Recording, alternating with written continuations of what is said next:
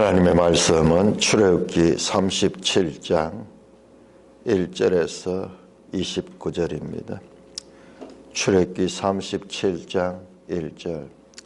부살렐이 조각목으로 궤를 만들었으니 길이가 2규빗 반, 너비가 1규빗 반, 높이가 1규빗 반이며 순금으로 안팎을 싸고 위쪽 가장자리로 돌아가며 금태를 만들었으며 금고리 4설 부어 만들어 네 발에 달았으니 곧 이쪽에 2고리요 저쪽에 2고리이며 조각목으로 채를 만들어 금으로 싸고 그 채를 궤 양쪽 고리에 꿰어 궤를 매게 하였으며 순금으로 속죄소를 만들었으니 길이가 2규빗 반, 너비가 1규빗 반이며 금으로 그룹 둘을 속죄소 양쪽에 쳐서 만들었으되 한 그룹은 이쪽 끝에 한 그룹은 저쪽 끝에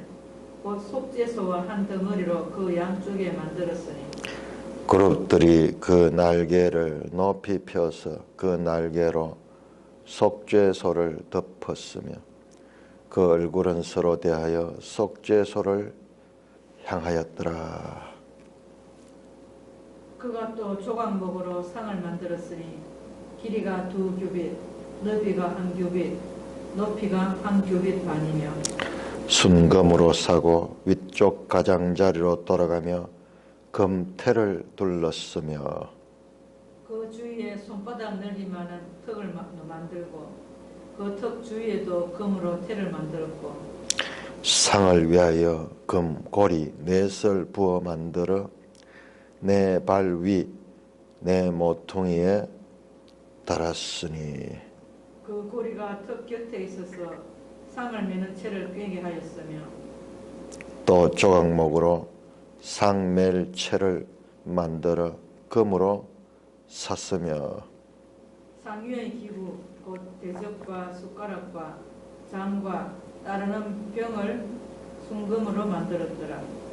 그가 또 순금으로 등잔대를 만들되 그것을 쳐서 만들었으니 그 밑판과 줄기와 잔과 꽃받침과 꽃이 그것과 한 덩이로 되었고 가지 6이 그 곁에서 나왔으니 곧 등잔대의 3가지는 저쪽으로 나왔고 등잔대의 3가지는 이쪽으로 나왔으며 이쪽 가지에 살구꽃 형상의 잔 셋과 꽃받침과 꽃이 있고 저쪽 가지에 살구꽃 형상의 잔 셋과 꽃받침과 꽃이 있어 등잔대에서 나온 가지 6이 그러하며 등잔대 줄기에는 살구꽃 형상의 잔 4과 꽃받침과 꽃이 있고 등잔대에서 나온 가지 6을 위하여는 꽃받침이 있게 하였으되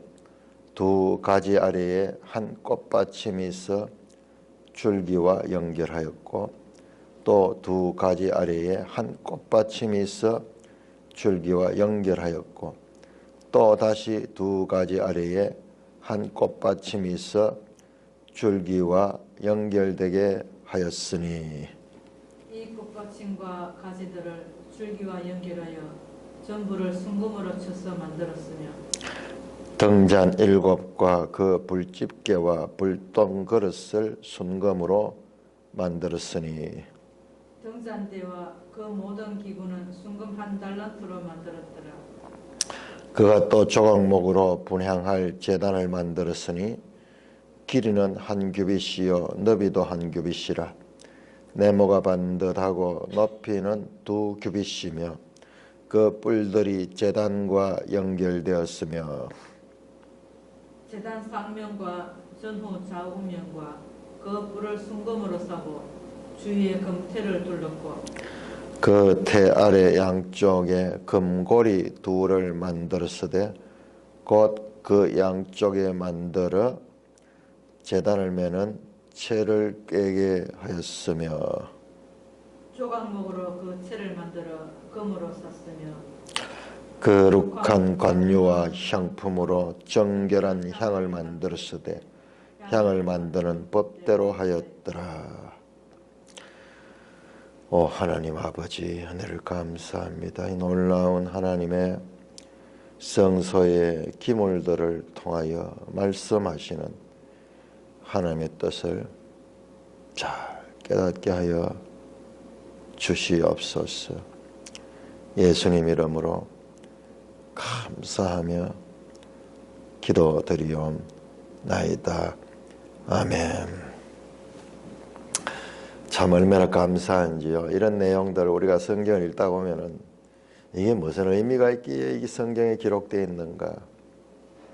그런데 여기에 복음이 너무나 잘 나타나 있다.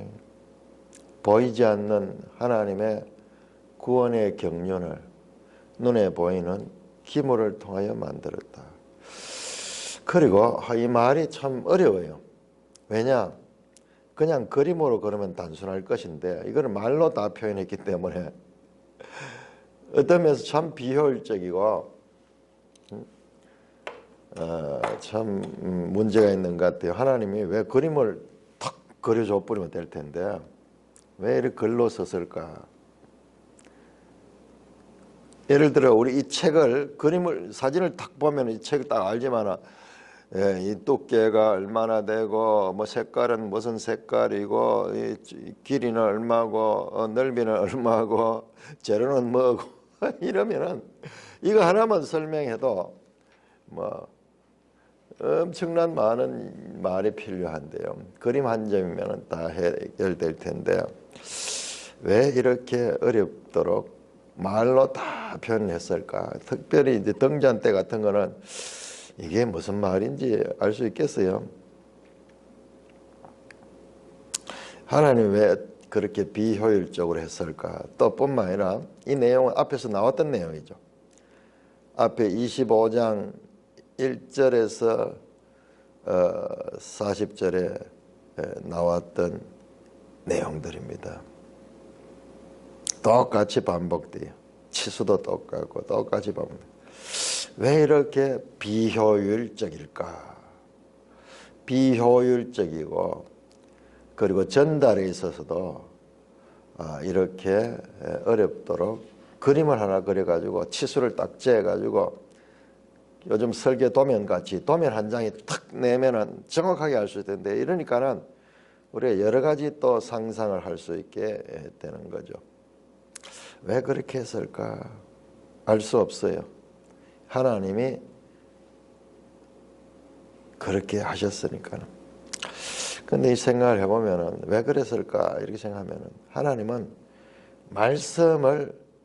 말씀을 가르치는데 집중하고 있다. 그림이 아니고 형상이 아니고 말씀, 따바르 입에서 나오는 말씀을 통하여 하나님의 뜻을 전하기를 원하신다. 이거 효율적이고 능률적 치면 그림 한 점 탁 그려놓으면은 뭐 그대로 될 텐데,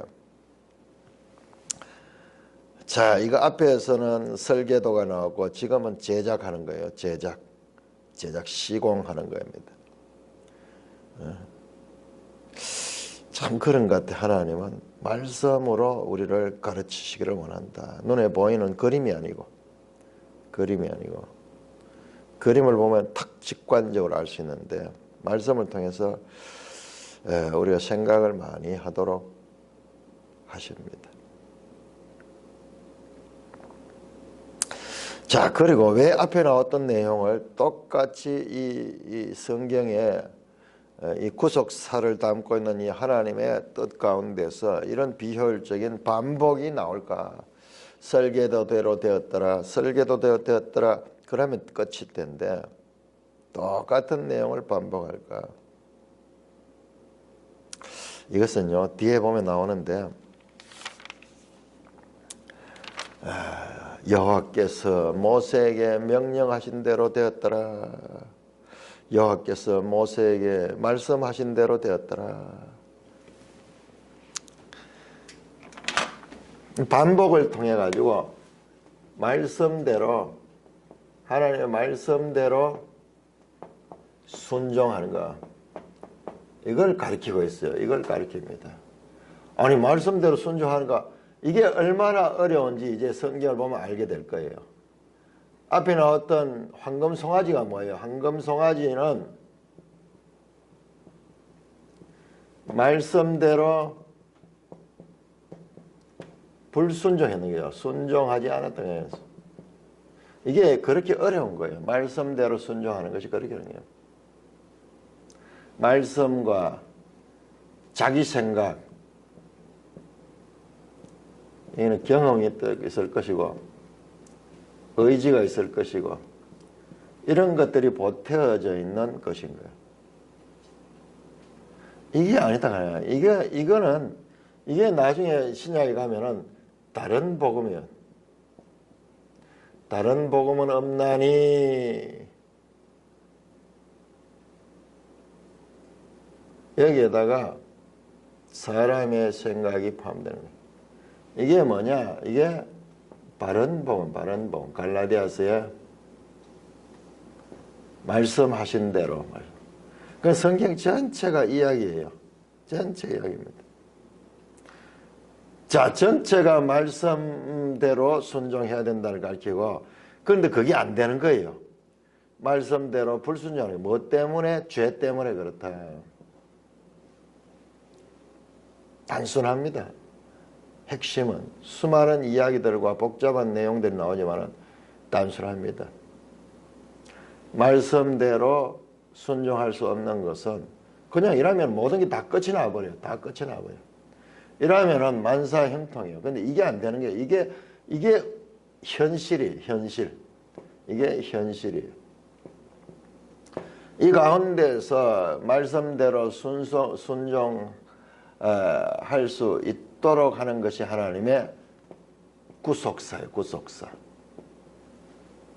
이스라엘 백성들이 황금송아지를 만들어 가지고 하나님을 순종하지 않았잖아요. 불순종하잖아요.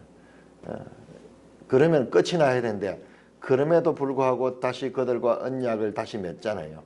그것이 하나님의 구속사를 보여주는 사건이고, 결과적으로 이 죄 문제를 처리할 수 있게는 이건 아무도 할 수가 없어.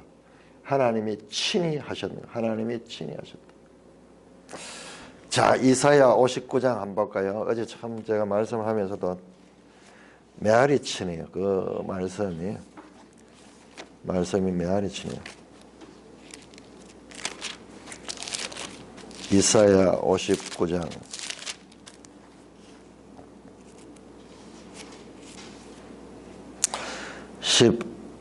16절 보면 16절 사람 없음을 보시고 중재자 없음을 이상히 여기셨으므로 자기 팔로 스스로 구원을 베푸시며 자기 공의를 스스로 의지하사. 사람으로 이거 할 수 없는 거예요. 중재자가 없는 거예요. 없네요. 그래서 하나님이 스스로 자기 자신을 구원으로 내줬는데 그분이 누구냐? 그분이 바로 예수 그리스도. 예수 그리스도. 이 죄 문제를 처리하는 분이 바로 예수 그리스도라.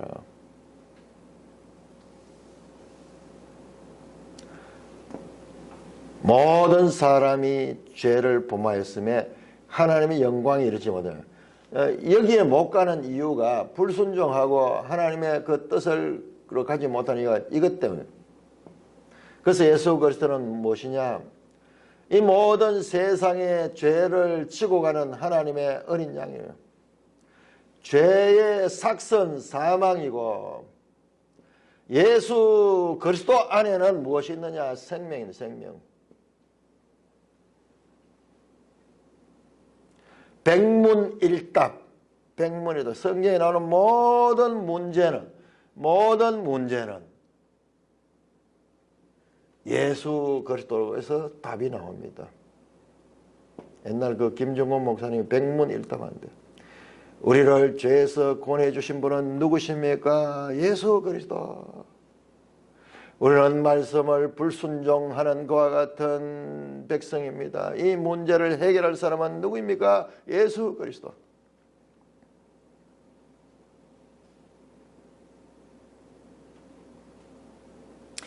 내 힘으로 구원받을 수 없습니다. 그러면 어떻게 해야 될까요? 예수 그리스도. 인간은 자기의 죄로 말미암아 죽을 수밖에 없습니다. 그 인간의 절대절명의 문제를 해결하신 분은 누구십니까? 예수 그리스도.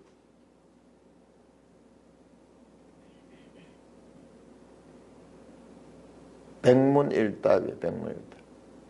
모든 문제의 원인은 죄 때문에 그렇고, 이 죄는 사망이고, 이 죄가 하는 일이 자기 생각을 따라 우상을 만드는 거예요. 우상을 만드는 거예요. 우상을 제거하는 것이 근본이 아니에요. 근본은 죄를 제거해야 돼요. 이러면 이건 없어져요. 이건 현상이에요. 현상. 이게 원인입니다. 원인.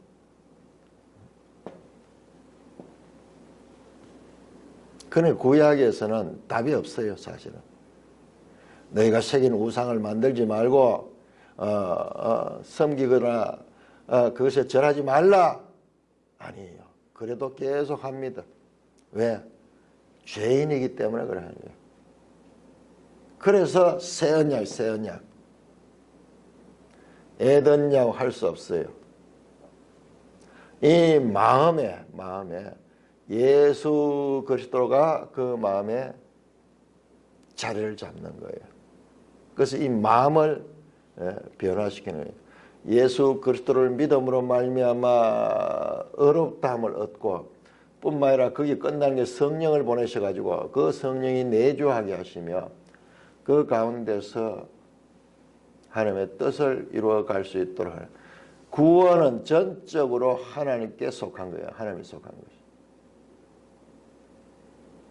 모든 것이 이 문제입니다. 이 문제. 예수님께서 십자가에 달려 죽으신 것은 새 언약을 맺는 거예요. 죄 문제를 처리 믿는 자마다 이 죄 없다 함을 받게 되고, 뿐만 아니라 거기 끝나는 것이 아니라 내 법을 너희 속에, 내 영을 너희 속에 줘. 그래서 이 마음의 보좌에 하나님의 영이 자리 잡아서 그 영의 가르침을 따라 살아갈 수 있도록 하신 것이 예수님의 문제 해결법이고, 이것이 구원에 이르는 법이고, 이것이 하나님의 구속사의 핵심 메시지인 것입니다.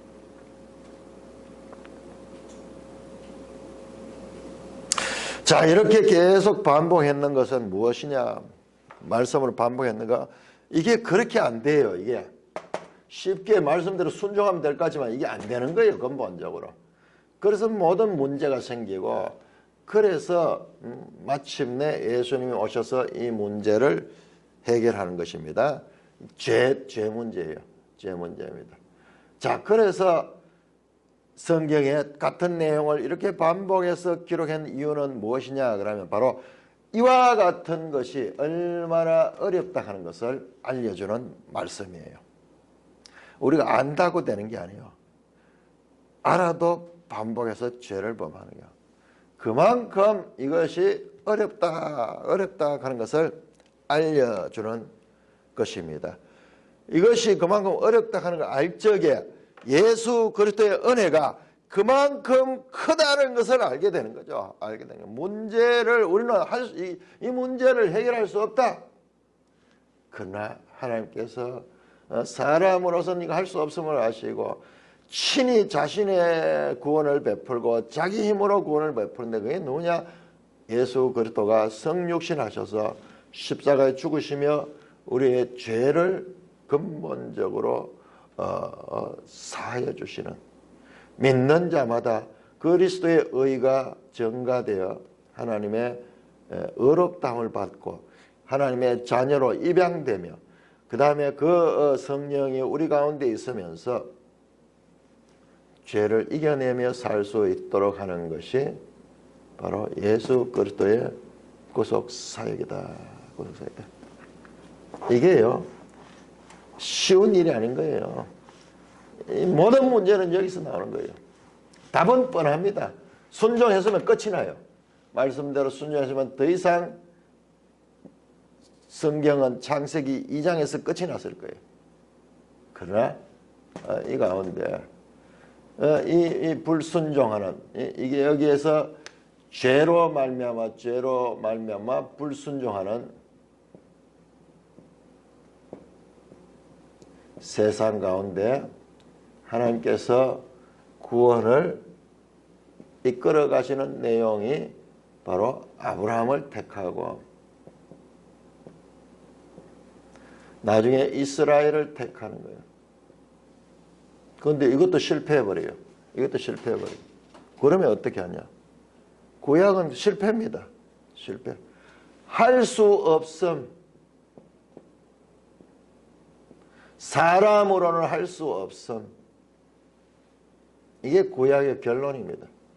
그러면 어떻게 하나님을 할 수 있다. 그 하나님이 누구냐? 예수 그리스도.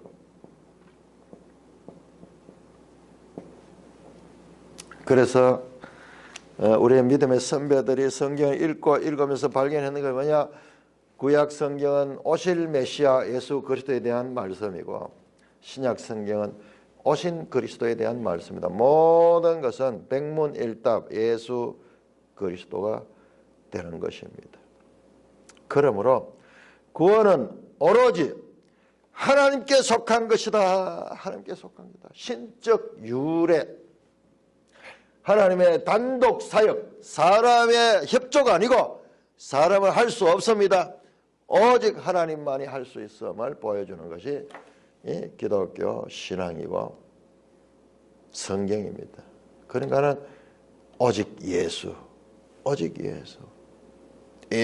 안에서 예수의 의가 예수와 연합된 그 안에서 우리에게도 전가되어서 우리가 사망의 종에서 죄의 종에서 영생의 하나님의 나라 백성이 될 수 있다는 것을 가리키는 거예요. 지금 여기에서는 그런 내용을 전혀 찾아볼 수 없지만 사실은 이것이 그것을 가리킵니다. 그걸 우리가 알 수 있는 증거가 나옵니다.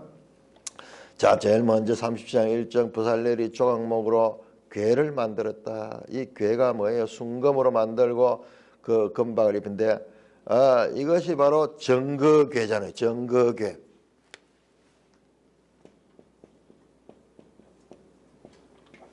이걸 또 법궤라고도 하고 언약궤,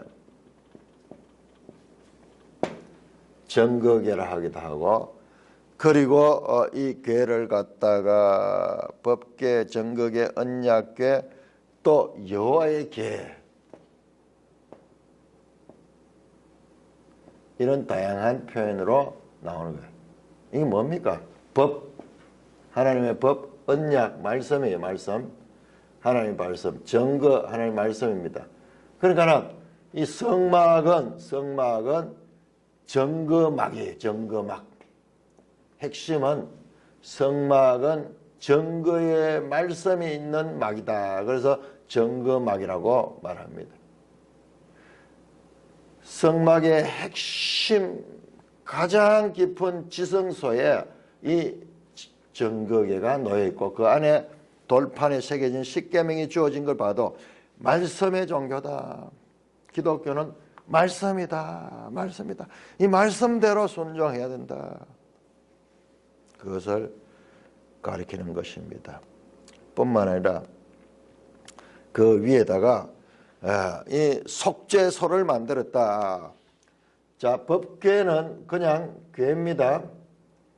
궤로 이렇게 만들었고 떡궁을 이 떡궁에 여기에 그룹 천사가 날개를 펴고 이렇게 있는 조각한데 이 떡궁을 갖다가 속죄소라고 해요. 속죄소.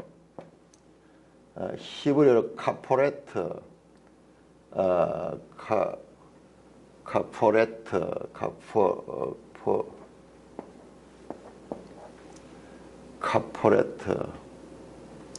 카포레트라 그렇게 말씀합니다.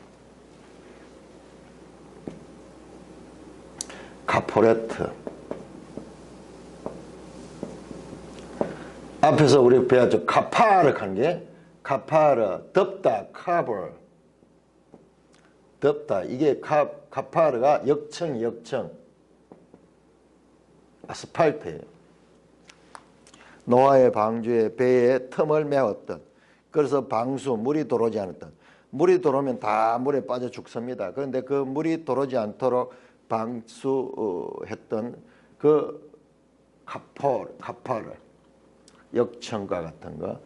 우리가 사망에서 우리를 구원해주는 그것이 바로 속죄소. 우리의 죄를 속하는. 이러면은 살 수 있고, 우리는 죄는 사망. 그런데 이 죄를 씻으면은 카바다, 죄를 덮으면, 하나님의 은혜로 덮어버리면은 살 수 있는 거예요. 자, 제일 먼저 나오는 게 이 성소 기물 가운데 이 정거개입니다. 정거개 뚜껑은 속죄소입니다. 자, 여기 보세요. 자, 이 법궤 안에는 10계명이 이렇게 들어있습니다. 10계명이 들어있습니다. 정거개입니다. 자, 여기에서 뭐 하는 것입니까? 여기에서 하나님께서 모세와 만난다 그랬어요. 뿐만 아니라 여기에서 속죄하는 거예요. 죄를 속하는 거예요. 두 가지가 다 있습니다. 여기서 말씀하시고 이 십계명이 말씀의 이 상징이죠. 말씀하시고, 그리고 여기에서 죄를 사해 주신다. 속죄한다. 자, 여기서 우리 중요한 내용을 볼 수 있습니다. 성경은 생각을 많이 해야 됩니다. 자, 보세요. 자, 황금 송아지 사건에서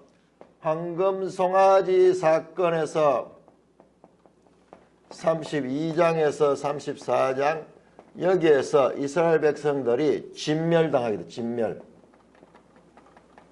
우상을 숭배한 언약이 깨졌잖아요.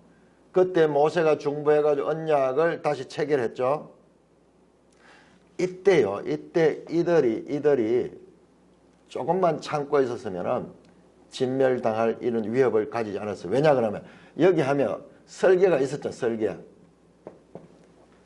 예, 성막 설계도가 있었잖아요. 이 성막 설계도 안에 이게 들어있는 거예요. 뭐냐 그러면은 이렇게 황금 송아지 말고 불순종했죠. 불순종 이코르 죄잖아요. 죄를 지죠. 이때 이렇게 했을 때 문제 해결을 할 수 있는 곳이 이 장소예요. 여기 보면은 하나님 말씀하시고 말씀대로 순종해야 될 말씀했지만, 그러나 그 말씀을 불순종했을 때 그게 죄잖아요. 죄. 그 죄를 사할 수 있는 것이 이 속죄소예요. 속죄소. 그게 이스라엘 백성들이 이거를 견디지 못하고 불순종했다가 죽을 뻔했죠. 그런데 그러면 이제 다시 언약을 재개했는데 이스라엘 백성들이 변화됐는가? 앞으로는 순종할 것인가? 아니에요. 똑같이 목이 곧은 백성이에요. 뻣뻣한 백성이에요. 그럼에도 불구하고 언약을 재체결했어요. 자, 그러면 보나마나 이들은 다시 황금 송아지를 만들게 될 것이에요. 그런데 왜 하나님은 없애버리자고 언약을 재체결했는가? 바로 이것을 지금 얘기하는 거예요. 그러면은 다시 이것들을 용서해 주겠다는 거예요. 용서해 주겠다. 그 하나님의 자비가 이 속죄소에 나타나 있는 것입니다. 자, 매일성이 한번 볼까요? 우리 여기까지 이걸 알아야 되는데 매일성이 해석을 참 잘했습니다. 6절에서 9절까지. 부사렐은 언약궤 위에 금으로 만든 속죄소를 얹고 그 위에 양 날개로 속죄소를 덮은 두 개의 그룹 형상을 만들었습니다. 속죄소는 하나님과 언약 백성이 만나는 통로이자 백성의 죄가 용서받는 자리입니다. 용서받는 자리예요. 이렇게 앞으로 틀림없이 죄를 짓게 돼요. 불순종하게 돼요. 그럴 적에 끝이 아니고 그들을 용서할 수 있는 하나님의 대책이 다 마련되어 있었는 거예요. 속죄소는 언약 백성이 불성실함에도 불구하고 죄를 용서하셨어. 다시금 그들과 언약 관계에 돌아와 교제할 수 있게 하는 하나님의 사랑이자 언약 관계를 유지하는 하나님의 성실입니다. 하나님의 언약 백성 불성실함을 압니다. 앞으로 계속 이 죄를 짓고 하나님의 법을 어길 것을 알고 있어요.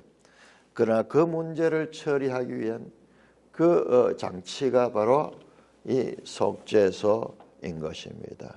뭐예요? 누구를 위해서? 그 백성을 구원하시는 거잖아요. 은혜잖아요. 불성실하여 죄를 범했지만은 용서받을 수 있는 길을 여기다 만들어 놓았습니다.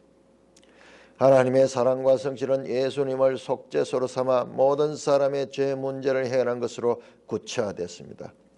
이것이 결과적으로 나중에 예수 그리스도의 대속으로 연결되는 것입니다. 그룹들이 그 날개를 높이 펴서 그 날개로 속죄소를 덮었으며 얼굴을 서로 대하여 속죄소를 향하였더라. 카포레트, 덮다, 덮다.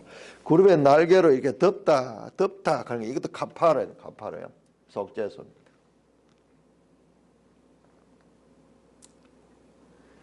자, 송아지를 만들었어도 이 성막이 있었으면 진멸당하지 않을 거예요. 근데 설계도만 줬는데 아직까지 만들지 않았기 때문에 진멸하려고 했는 거예요. 새로 시작하려고 했는 거예요. 그런데 모세가 중보해서 다시 언약을 재개했는데도 그 백성은 역시 죄인이 똑같이 죄를 짓습니다. 그래서 하나님께서 이것을 다 아시고 이것을 해결할 수 있는 방안을 만드는 것이 바로 성소입니다. 성소. 그러니까 이게 은혜의 자리예요. 그래서 여기를 갖다가 뭐라 그럽니까? 이 속죄소 껍데기를 속죄소라 그러면서 시언소라고 시언소. 반대로 시언소. 하나님의 은혜가 베풀리는 장소다. 동전의 양면입니다. 동전의 양면처럼 그렇게 돼서 한 면은 속죄, 뒷면은 은혜.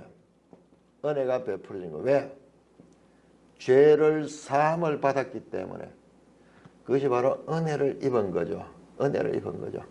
속죄소, 시온소가 그 같은 것이요. 이게 하나님의 성실함, 하나님의 그 백성을 위한 대안이었어요. 대안이었습니다.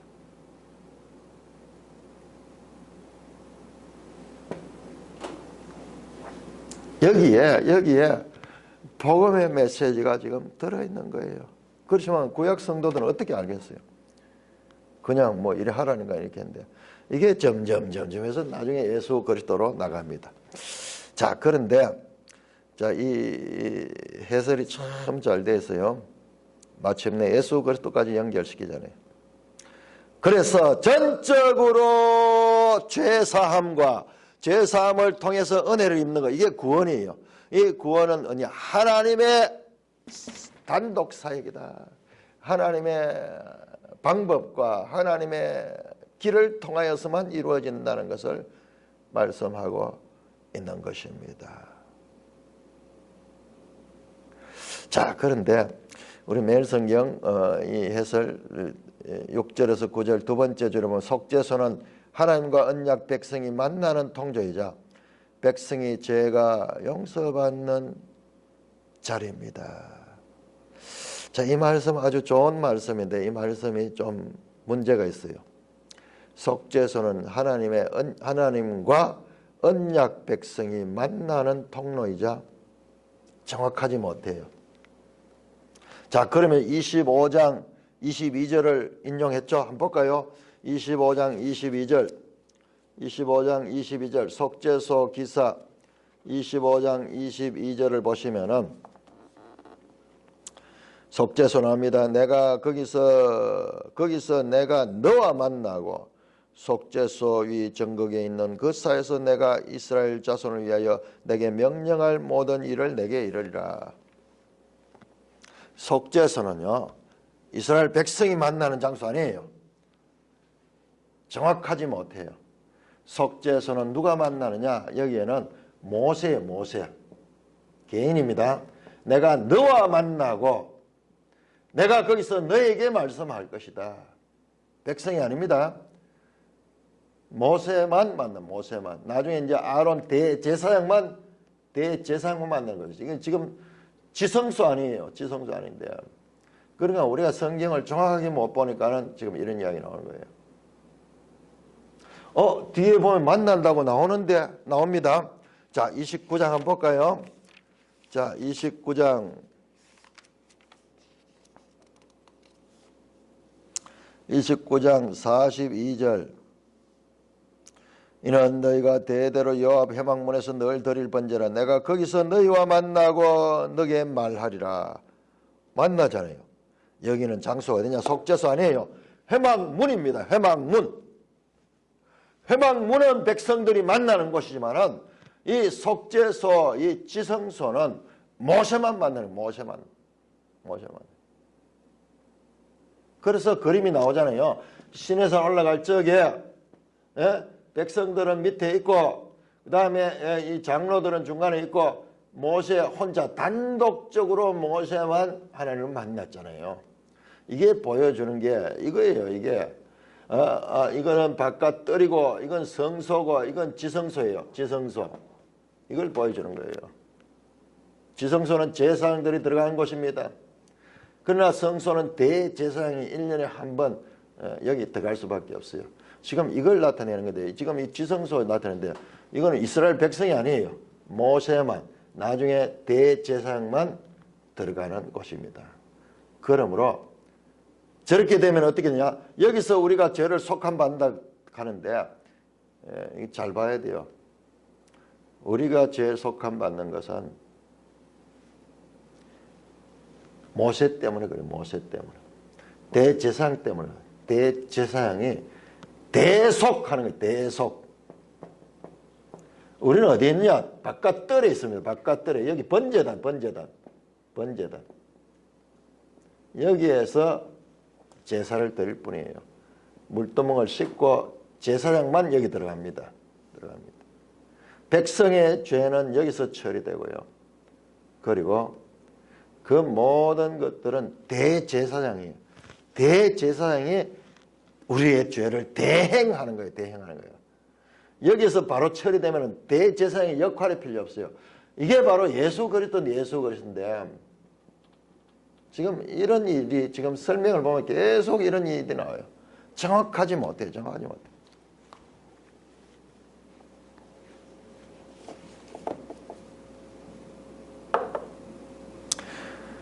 언약 백성이 만나는 통로이자 하나님의 백성의 죄가 용서받는 자리 아닙니다. 언약 백성이 만나는 통로는 저 바깥뜰이고요. 여기는 대제사장만이 우리의 죄를 대속하는 겁니다.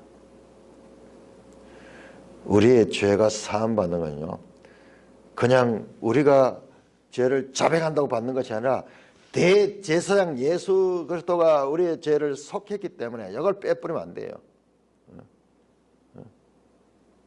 우리는 나갈 수 없습니다. 그 은혜를 통하여 나가는 것입니다.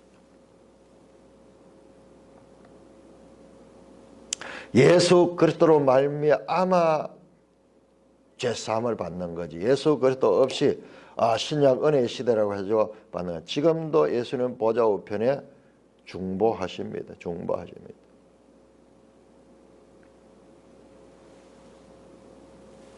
다음 두 번째 10절부터 진설병상을 제작합니다.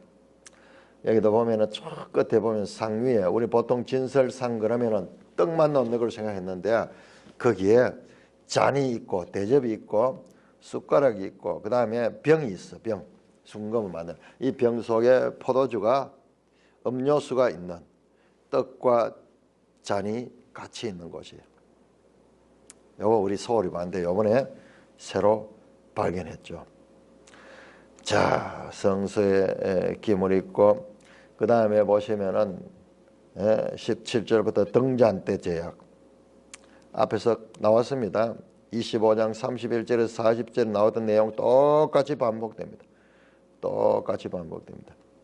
24절은 등잔 때 모든 기운을 순금 한 달란트로 만들었다. 요거는 등잔 때는 전체가 다 딴 거는 나무로 짜가지고 그 위에다 금으로 박을 입혔는데 요거는 전부 다 통으로 연결되도록 금 한 달란트 같으면은 약 40kg 가까이 돼요. 40kg 가까이 돼요. 그러면 그걸 금을 쳐가지고 그렇게 전부 하나로 연결시켜가지고 그렇게 만들었습니다. 이 등잔대 불은 매일 켜도록 그렇게 하셨습니다. 분향단이 나옵니다. 분향단. 그리고 그 분향단에 쓸 재료 29절에 향품, 향이 나옵니다.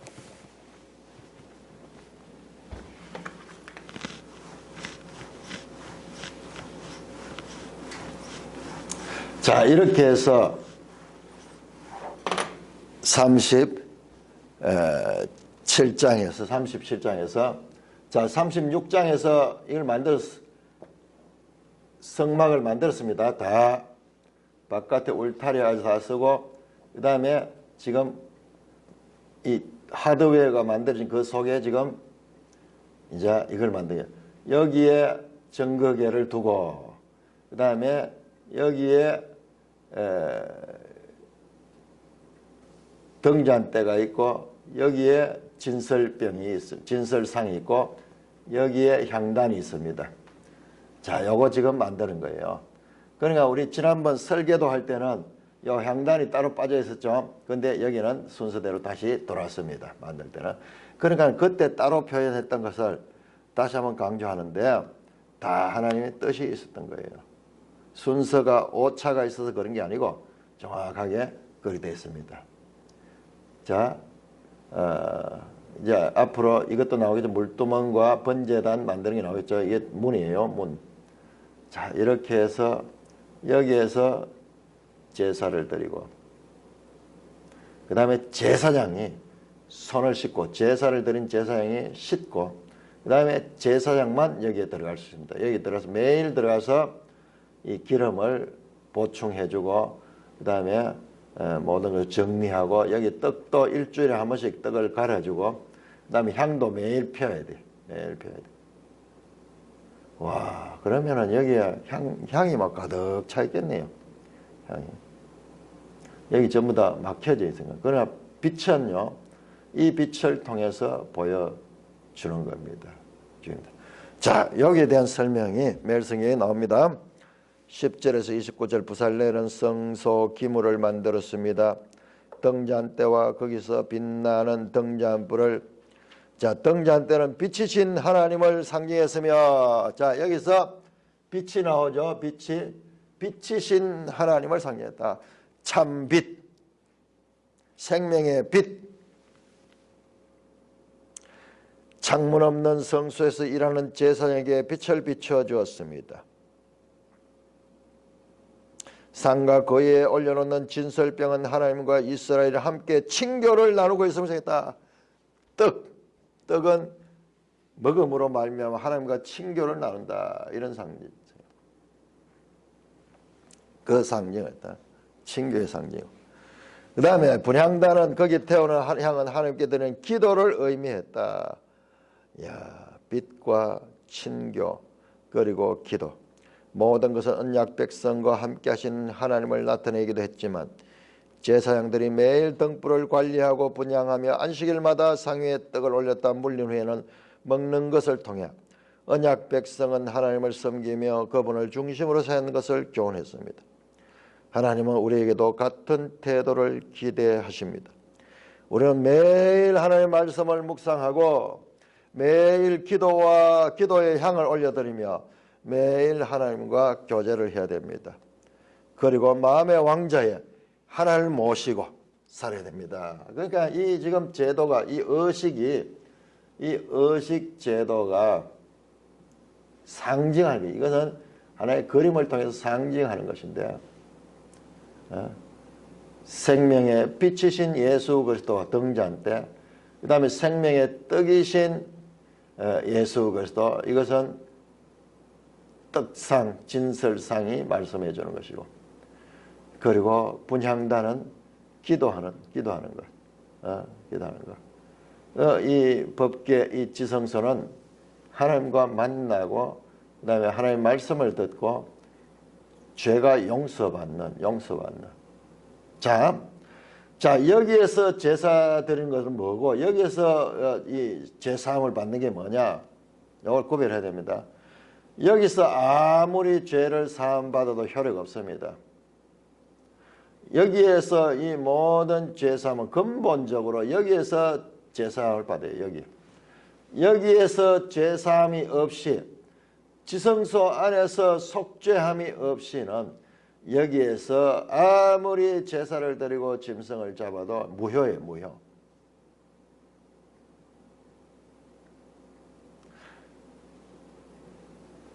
우리가 날마다 죄를 고백하고 우리의 죄를 사함한다고 해가지고 이게 제사해 주는 거예요.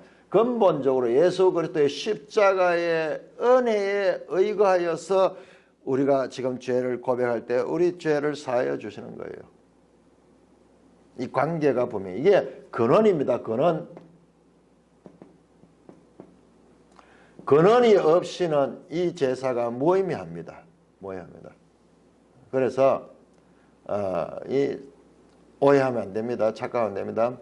이거는 대제사장이 속죄하는 것, 대제사장. 예수 그리스도. 이것은 교회고 이스라엘 백성들이고 여기까지 백성들이 돌아올 수 있습니다. 근본적인 것은 이 죄사함이 효력 있기 위해서는 이 제사함이 있어야지 이 제사함이 효력이 있다. 그래서 여기서는 제사 때마다 제사가 드려지지만 이거는 1년에 한 차례만 드려지는 거예요. 근원이 있어요. 근원. 오늘날 우리에게도 마찬가지로 2000년 전 예수 그리스도의 십자가 사건이 있기 때문에 우리의 제사함도 유효한 것입니다. 이것이 없이 우리의 제사함은 있을 수 없는 것입니다. 이런 큰 것을 가지고 요한복음에 이게 다 나와 있어요. 나는 생명의 떡이다. 나는 이 세상의 빛이다. 이 요한복음에 다 나와 있는 거예요. 그러므로 이 성소와 지성소, 이것도 다 예수 그리스도를 상징하는 그와 같은 것이다.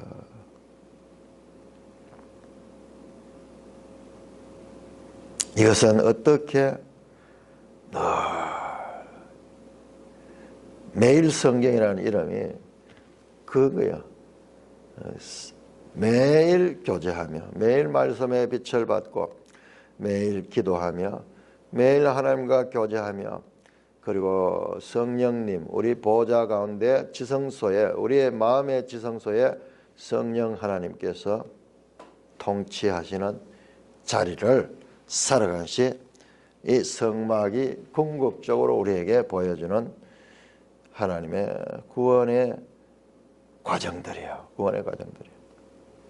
그러니까 이 눈에 보이는 이 성막에 대한 이해 없이 보이지 않는 마음, 신약은 전부 마음이에요.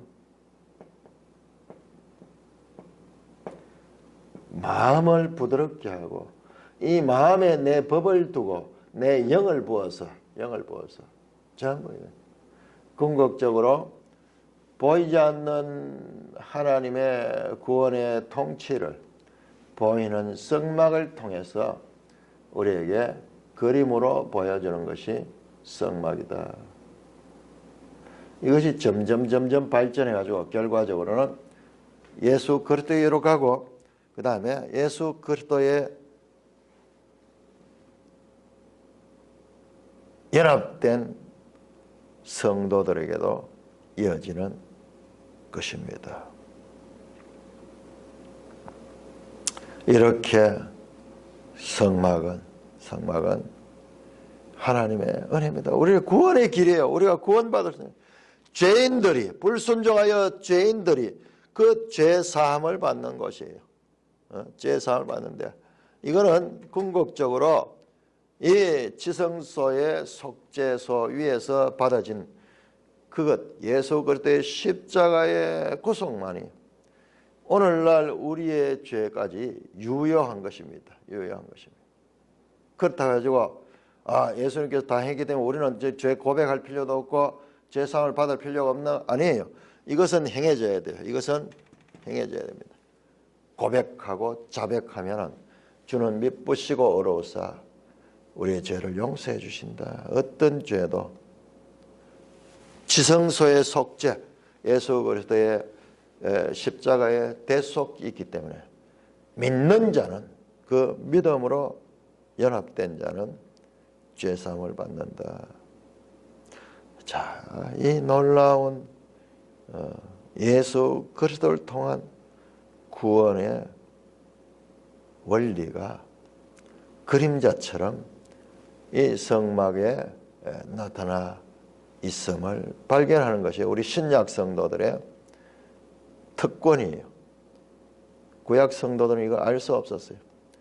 우리는 신약 성도들은 이 모든 것을 알 수 있는 신약 성경을 가지고 있는 것입니다. 그러므로 구약 성경과 신약 성경은 서로 단절된 것이 아니라 발전적인 연속성을 가진다라는 것을 다시 한번 기억해야 됩니다. 찬송가 298장입니다.